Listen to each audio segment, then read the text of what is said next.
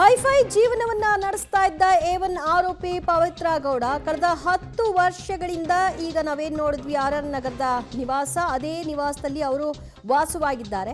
3 ಅಂತಸ್ತಿನ ಮನೆಯಲ್ಲಿ ಪವಿತ್ರ ಗೌಡ ನೆಲೆಸಿದ್ದು ಅಕ್ಕಪಕ್ಕ ಮನೆಯವರ ಜೊತೆಗೆ ಯಾವುದೇ ರೀತಿಯಾದಂತಹ ಉತ್ತಮ ಸಂಪರ್ಕ ಅವರ ಜೊತೆಗಿರಲಿಲ್ಲ ಅನ್ನೋದು ಈಗ ಗೊತ್ತಾಗ್ತಾ ಇದೆ. ರೇಂಜ್ ರೋವರ್ ಕಾರ್ನಲ್ಲೇ ಪವಿತ್ರ ಓಡಾಟವನ್ನ ನಡೆಸ್ತಾ ಇದ್ದಿದ್ದು.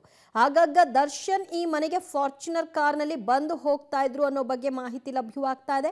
ಹಾಸ್ಟೆಲ್ನಲ್ಲಿ ವ್ಯಾಸಂಗ ಮಾಡ್ತಾ ಇರುವಂತಹ ಪವಿತ್ರ ಗೌಡ ಮಗಳು ಸದ್ಯ ಮತ್ತಷ್ಟು ಮಾಹಿತಿ ಕೊಡ್ತಾರೆ ನಮ್ಮ ಪ್ರತಿನಿಧಿ ನಾಗೇಶ.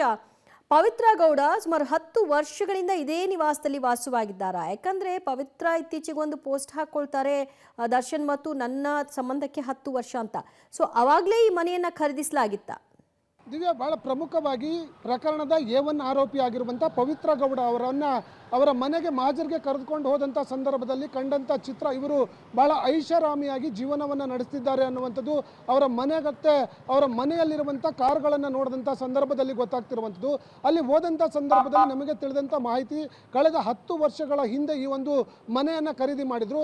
10 ವರ್ಷದಿಂದ ಇದೇ ಮನೆಯಲ್ಲಿ ಪವಿತ್ರ ಗೌಡ ವಾಸವಾಗಿದ್ದಾರೆ ಅನ್ನುವಂಥ ಮಾಹಿತಿ ಕೂಡ ಇರುವಂಥದ್ದು. ಪವಿತ್ರ ಗೌಡ ಇರುವಂಥ ವಿಚಾರ ಅಕ್ಕಪಕ್ಕದ ಮನೆಯವರಿಗೆ ಯಾರಿಗೂ ಗೊತ್ತಿಲ್ಲ. ಕಾರಣ, ದರ್ಶನ್ ಆ ಮನೆಗೆ ಆಗಾಗ ಫಾರ್ಚುನರ್ ಕಾರ್ಗಳಲ್ಲಿ ಬಂದು ಹೋಗ್ತಾ ಇದ್ರು.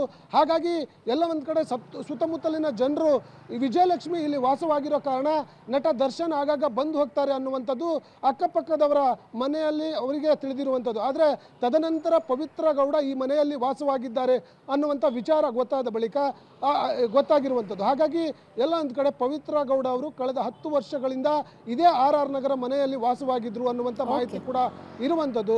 ಬಹಳ ಐಷಾರಾಮಿಯಾಗಿ 3 ಫ್ಲೋರ್ನ ಮನೆ ಇರುವಂಥದ್ದು. ಆ ಮನೆಯಲ್ಲೇ ಅಲ್ಲಿ ಆರೋಪಿ ನಂಬರ್ 3 ಆಗಿರುವಂಥವನಿಗೆ ವಾಸ ಮಾಡಲಿಕ್ಕೆ ಅವಕಾಶವನ್ನು ಕೂಡ ಮಾಡಿಕೊಟ್ಟಿದ್ರು ಅನ್ನುವಂಥದ್ದು ಈಗ ಸ್ಪಾಟ್ ಮಾಜರ್ಗೆ ಹೋದಂಥ ಸಂದರ್ಭದಲ್ಲಿ ತಿಳಿದು ಬಂದಿರುವಂಥದ್ದು. ದಿವ್ಯಾ, ಥ್ಯಾಂಕ್ ಯು ನಾಗೇಶ್ ನಿಮ್ಮೆಲ್ಲ ಮಾಹಿತಿಗೆ.